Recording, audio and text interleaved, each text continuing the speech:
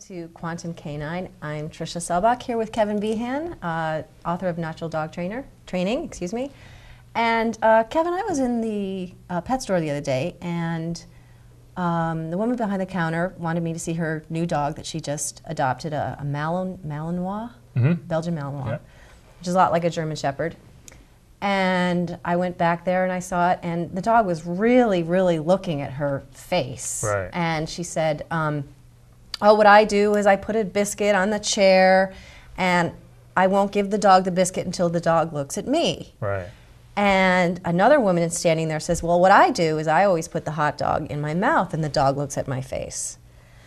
And what I was taught by you was to hold the dog treat out as far as I could, and then when the dog looked in my eyes, I would give the dog the treat. Now, I know a lot of people use that in obedience trials and for show, but what's really going on there? Yeah, I would like to claim authorship of that technique because I introduced it in 1992 to the Houston Dog Training Club, and after that, it started coming back to me with some of my clients already knew how to do it, and I was trying to teach them that. So it's relevant to me to claim authorship, not that anyone should care who invented it per se, except it reveals the actual makeup of animal consciousness. And I would like to get into that as a way of, I would like to say that you can actually learn to feel just like a dog. Not think like a dog, but feel like a dog. And to do that, you have to learn how to play with your dog's energy. And to do that, you've got to understand a few simple things about energy. So could we show a clip of what it looks like, the eye contact, then you could just maybe tell us what's really going on there? Okay, sure. Inside the dog? Now, I learned this from working with police dogs, that when there was too much resistance between the helper, so I'm holding the food as far away from the dog as possible, and it's being all stimulated, and when it looks at my eyes, I come closer and closer and then zing it with the food. Now, what's significant is the negative is the eyes, the positive is the food. The negative is access to the positive. This is the way animal consciousness is made up. The negative grants access to the positive. So she's wasting energy, she's barking, she's jumping, and there's inside the dog is an efficiency expert, there you go, that wants to do the least amount for the most return. So I'm letting her learn that if she stares at my eyes, that she gets what she wants. And since this conforms to universal architecture of consciousness, they can learn this in seconds, which really defies all learning theories because they don't learn according to random reinforcements. The negative is access to the positive. So what's really going on there for the dog? And maybe you could If she looks at the positive, it goes away. So could you... And that's just how that's like how a cat would learn to catch a mouse. The less I do, the more I get. If I just stare at the negative. Now the negative for the cat is actually the hole in the wall. That's like an eye. It's the same negative that a bird is attracted to when it's nesting in the spring. It looks for the hole, the eye, the negative. So there's a uniformity to animal consciousness that's revealed in the dog. So maybe you could relate this a little bit. The way that you've made it understandable to me is when you talk about wolves hunting a moose. Right. The wolf is weak-jawed. He cannot physically overpower, 10 wolves can't physically overpower the moose. What they do is they stare into his eyes. Barry Lopez actually has a, here's even a dog that's, I guess, more rambunctious about it. Nope. So yeah, go ahead and tell us about the wolves. So they can't physically overpower their prey. They have to feel which one is vulnerable, which one's feeling confused. So they stare at them. It's just like they're putting an electrical charge onto the moose or the formation of muskox. And the one who starts to vibrate, which is on the continuum of being friendly per se, that's it. That's the one they're going to attack. That's the one because he's losing contact with his own body, if you will, and he's going to run. He's going to falter. He's going to weaken, waver in the line, and that's the one they're going to focus their combined energies on. Now, if he runs, now they have permission to bite him and bring him down, and he's vulnerable. Now, not only that, but it goes against his entire life's learning to run. When his whole life, he just stood his ground and they had to leave him alone. Why did that caribou run, moose run, muskox break ranks?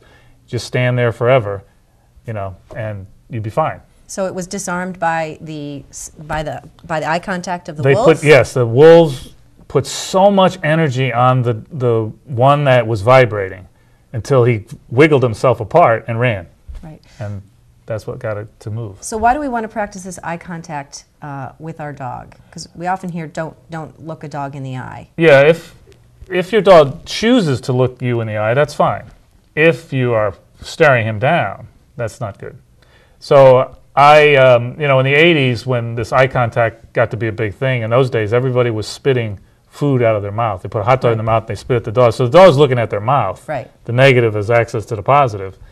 It wasn't looking at their eyes, but you couldn't tell too easily that he wasn't looking in the eyes. And I just didn't like that. So for my police dog work, I knew the negative is the eyes. That grants access to the positive, which is the body or the food, the pleasurable stimuli. So I knew if I put my hand as far away from my eyes as I could, it would be obvious to the dog to look at my eyes to get the food, because he couldn't keep my eye in his peripheral vision, which he would have been doing, if you're just throwing the food at him. You mean the same way that a wolf will look at a moose? Exactly. It's the same archetype. In order to bite it, it will look at the head of the moose Look in right order in to the get eyes. a bite of the rump. Right. He will stare at the moose until the moose vibrates. Now, it's interesting. It could work. It most of the time works in reverse. So at Wolf Park in Indiana, they let the wolves out to the bison who are grazing in a fenced-in field. Now, the bison are contained. The wolves are coming without any charge because they've just been let out of a pen. The wolves approach submissively, quote unquote, to the bison, which should throw out our entire dominant hierarchy. So what's actually happening is that the wolves are the ones vibrating. They can't take the gaze of the bison. And the bison is healthy, he's strong, and he's not going anywhere. They can't dislodge him because he's in a fenced field. Now, if that was a free-ranging bison that had been through a few stampedes and had been spooked in his early life, then the wolves would have had a chance to get him to wiggle and get him to move, but not in that context. So the wolves have no chance of taking down this bison. Yeah, so at Wolf Park, they let him out. Isn't this interesting? Wolves aren't the big, bad, bloodthirsty killers. I see. But they miss the real point. They miss what's really going on. The real dialogue is, who is going to conduct energy?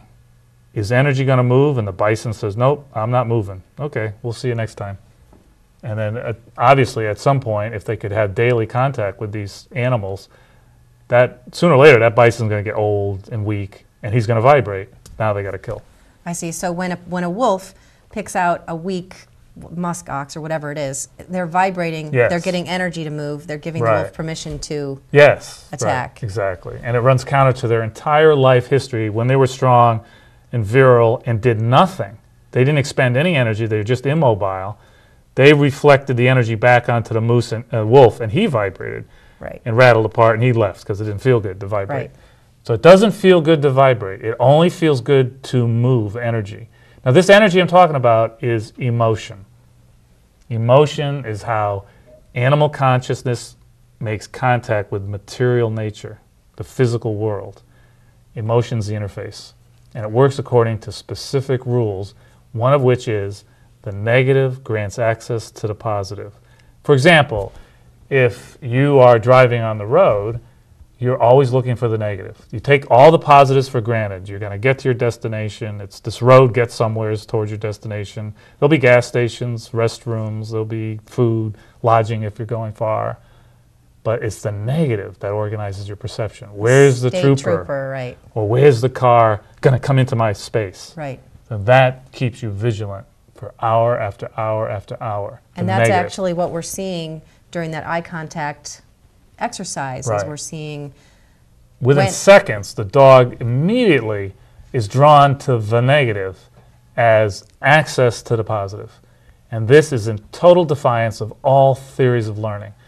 And it also means that there's an innate structure to the way energy moves in nature.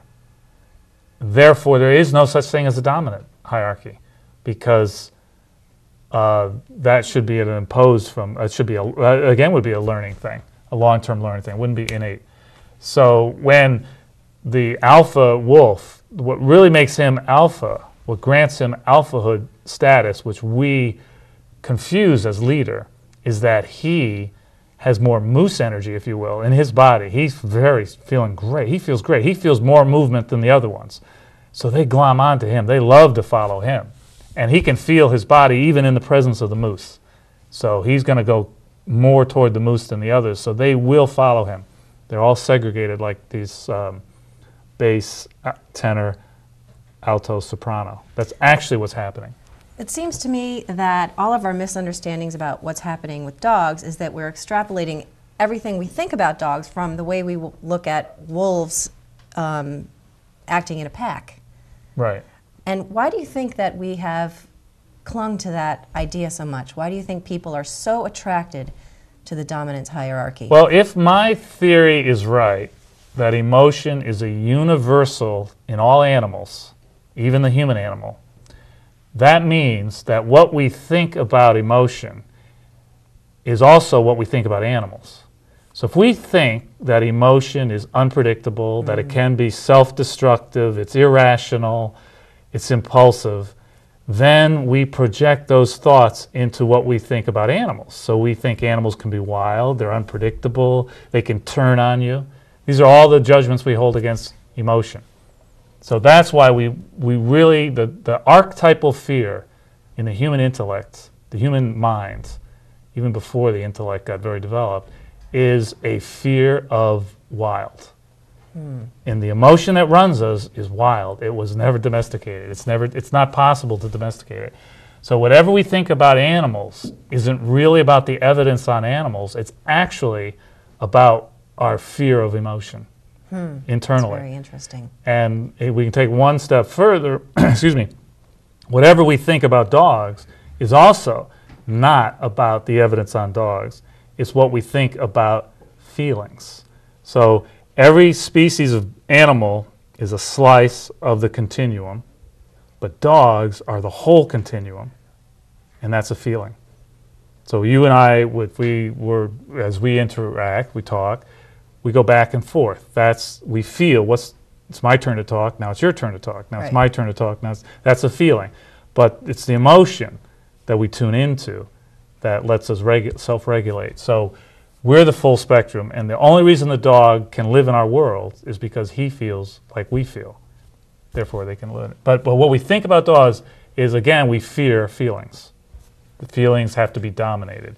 Therefore, we need to see a dominant hierarchy in nature. Because we need to dominate our feelings. We think that your feelings get you in trouble. If I want something too much, I get in trouble. That's the archetypal judgment when we were imprinted as infants, when we were domesticated. So there's only two animals that are truly domesticated, by which they can subordinate all impulses, instincts, everything. That's dogs and human babies. So however we were domesticated, we will read that into the dog. So what we think about dogs isn't really anything about the truth about dogs. No. It's all about what we feel about ourselves, and we're attached to this dominance hierarchy because we're afraid of our feelings. Exactly. In an acid test, you start talking to people about a new way of looking at it, and they will either get comical, which is a way of dealing with anger, or they will treat it comically, or they will get angry. and it's very charged because you're actually asking them to reassess what they think about feelings, not to mention emotion.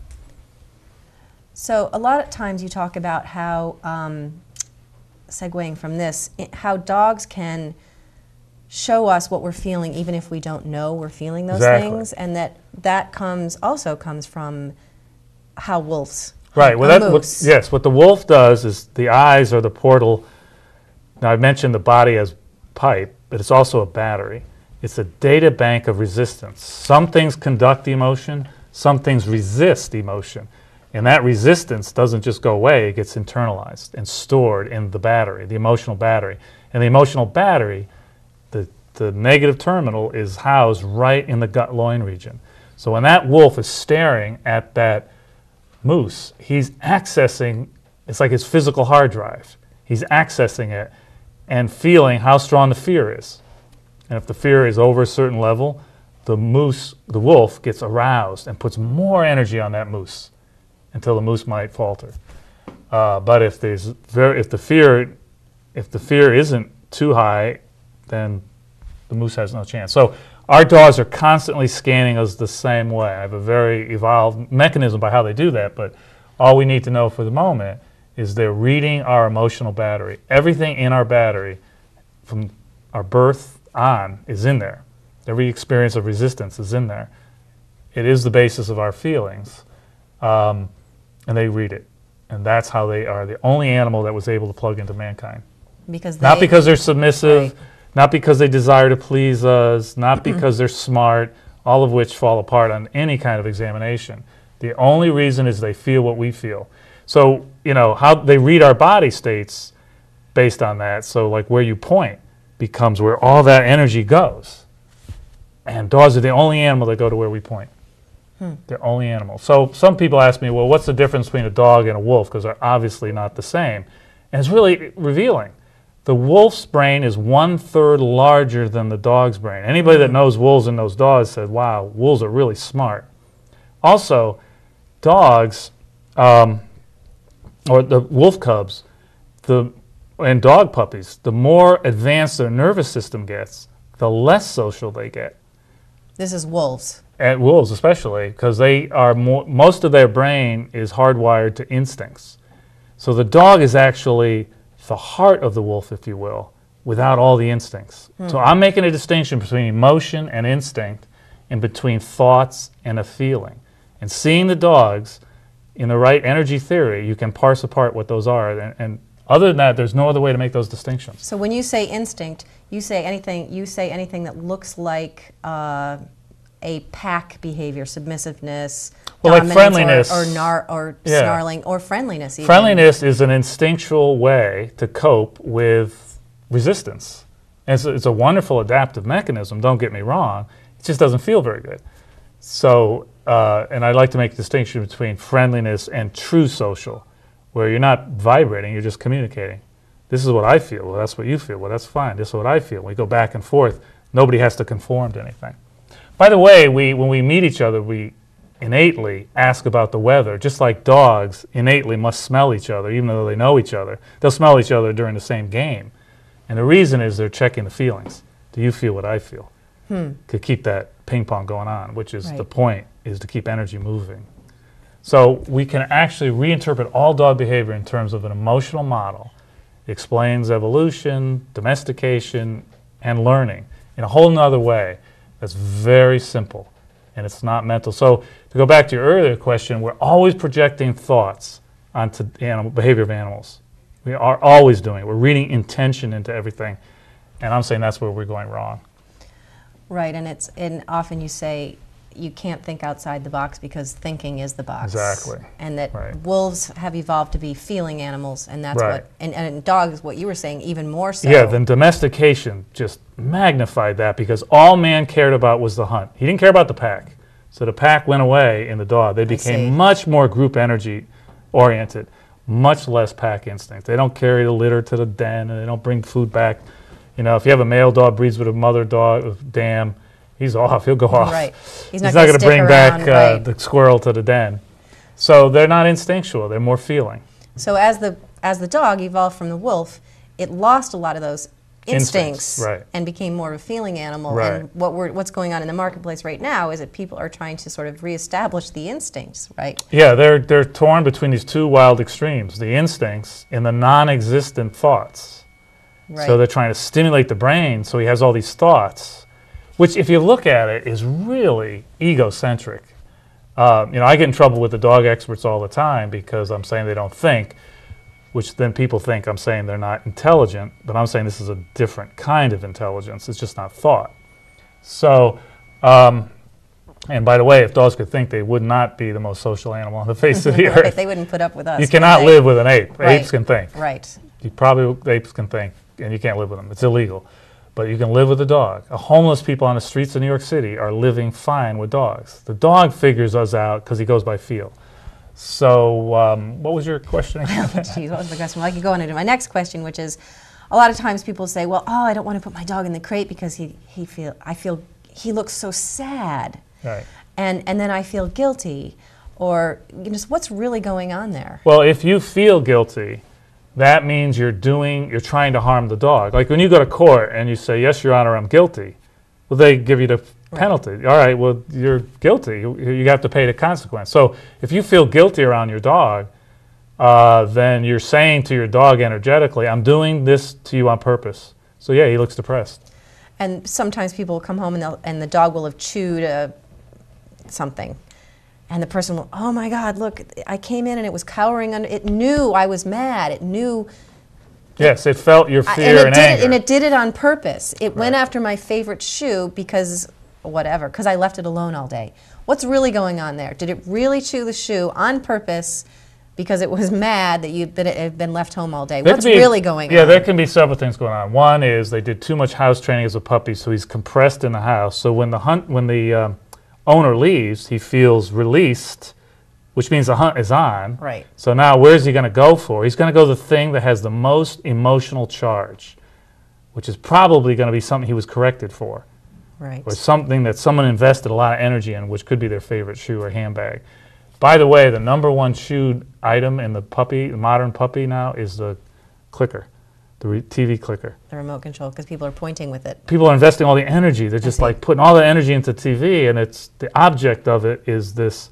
The object of behavior is to objectify energy. So the puppy is picking up the charge that's in that object. It's just as if it's the prey, and the owner's saying, "Get it." So when you correct your dog over household stuff, you're actually saying energetically, "This is the goal. This is the answer. Get it." So people are creating their own problems. They're creating their own problem, and then they come home and they correct it, and they compound the error. They make it worse because now they're saying there's even, boy, I rage over that thing. So now next time he goes away, he really wants it. So you're But he may be so afraid he'll shut down for a week or a month or a year, and then 2 years later, he chews something up, and it looks like it's sporadic, but it took him that long to get back to it. But it's all coherent. In your model, the solution, not really the solution to these problems, but the way to not create them in the first place is to have sort of what you're talking about, the remote control, but have it be a stick or a pull toy and go outside and play with it so that the dog knows. This is what you want. Right. Got it. Yes. So when your dog will want this object that you determine is the sacred toy, he only sees it once in a while, and frustration is the key to appetite. So you don't give it to him all the time. It's like prey. It doesn't want to get at. 1 out of 13 moose hunts are successful for wolves. Not every one. The less success, the more they get frustrated, the more they want more.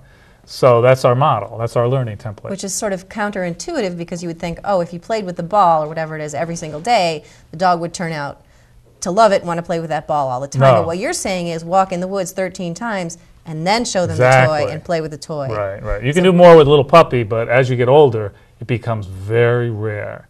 And those lags between, that span between got the toy and then got the toy the next time, there could be a month between those. That's one moment. So you can think of this emotional mechanism I'm trying to talk about. It has like deep rhythms, just like the ocean has these deep, deep currents that really determine our weather, our climate, and of which we have no idea how they actually work. But they're on these incredible time scales of epochs, and they actually cycle. Those cycles determine our real patterns. So that's like one moment for the dog. So for wolves, what bonds them is those one moment between kills. And that motivates them. That motivates them the whole way. And we think motivation is taking the dog to the park every single day and throwing the frisbee every single day, but you're saying that's mousing. That's entertainment, but that's not hunting. That's not moosing. So if you have a low prey dog like a golden and a lab, they are mousers, so fine. But if you have a high prey dog, that's not going to work. And does that help solve problems with behavioral problems? Well, before you give them the problem, give them the answer. This is where your energy should go. Make sure you give them go before you teach them no. Then you're on the right path. Then the animal will naturally develop. And it won't feel good to chew something up in a house. It won't feel good. So you're trying to change the way the dog feels. Exactly, right. Well, that just about wraps it up for today, talking about eye contact. We're getting to a bunch of other things. And next time, who knows what vast parts of the universe we'll explore. Great.